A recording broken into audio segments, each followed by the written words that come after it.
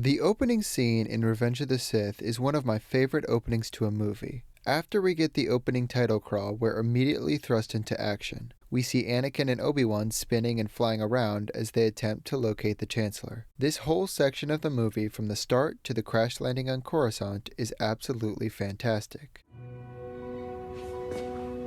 Say that again? It's fantastic. That being said, one of the things that used to confuse me about this section was the fact that the Republic fired on the Invisible Hand, General Grievous' flagship, while Palpatine, Anakin, and Obi-Wan were still on board. Why on earth would they do this? This put not only the most important man in the Republic's life in danger, but also the lives of two of the most well-known Jedi in the galaxy. Did they know that they were on board? That's what we'll be looking into today. To answer that question, we're going to be taking a look at the novelization of Revenge of the Sith, written by Matthew Stover.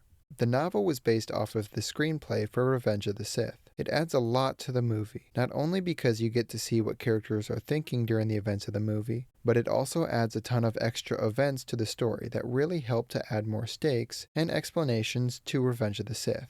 This novel was read by George Lucas himself, who told Stover what to add and what to take out. Basically, what I'm saying is that this novel is George Lucas approved and can be used as a good explanation to answer the questions that we're going to be taking a look at.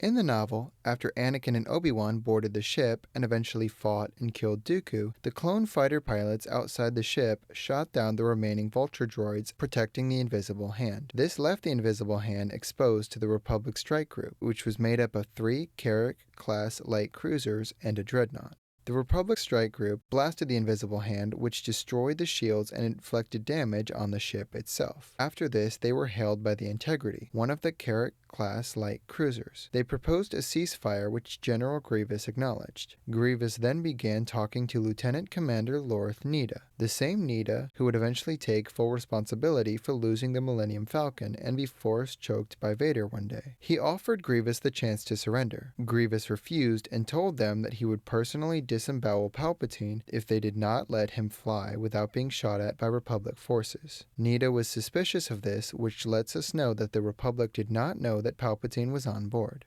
Nida demanded to see Palpatine as proof that Grievous wasn't lying about him actually being on board the ship. Grievous attempted to show the Chancellor to them, however he quickly discovered that Palpatine was no longer captured in his chair. He asked for a few moments and they were given 10 minutes by the Republic. Now, I don't know about you, but if I were the Republic and I were firing at a ship that claimed to have Palpatine on board, but for some reason they didn't show him, I'd be pretty suspicious and think that they were bluffing. Eventually, Grievous successfully located the Jedi and Palpatine and trapped them in a ray shield. They brought them to the command deck, and after a brief conversation, the Jedi escaped and began to fight Grievous's Magna Guards and the other droids on deck. By that time, the 10 minutes were up. The Republic began shooting at the Invisible Hand, believing that Grievous was lying about the Chancellor being on board. Grievous then left the ship, believing that if the Republic destroyed the ship, Anakin, Palpatine, and Obi-Wan would all die. Okay, well, fine. We can clearly see that they had no idea that Palpatine was on board.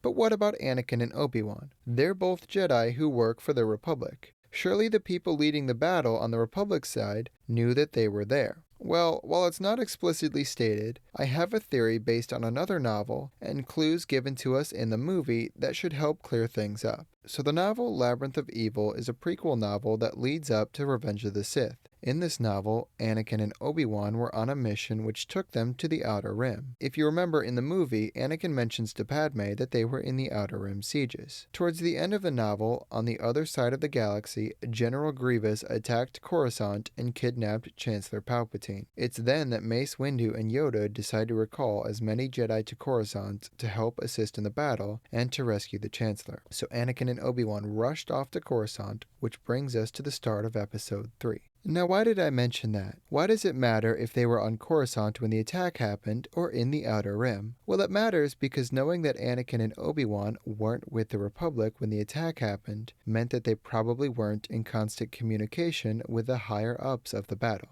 They just rushed into the battle from the Outer Rim, using a plan that Obi-Wan had come up with. In the novelization of Revenge of the Sith, we don't see them communicate with any of the Republic fleet until page 29, where they contact a clone fighter named named Oddball, who positions his squadron to help Obi-Wan. They didn't talk to any of the leaders, they just appeared acting on their own plans. So in my opinion, this is why the Republic didn't know that Anakin and Obi-Wan were on board the Invisible Hand. They didn't even know that they had arrived at the battle. So in conclusion, to answer the question that I asked at the beginning of the video, why did the Republic shoot at the Invisible Hand while Palpatine, Anakin, and Obi-Wan were on board? The reason was because they didn't know that Palpatine was on board the ship. When they learned that he could be on the ship, they asked for proof, and when Grievous failed to give it to them, they assumed that he was bluffing and opened fire. The Republic also probably didn't know about the arrival of Anakin and Obi-Wan. That's all there is to it.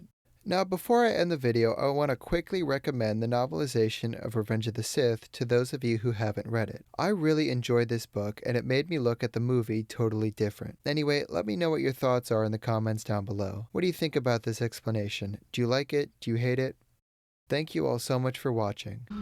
Goodbye, old friend. May the Force be with you.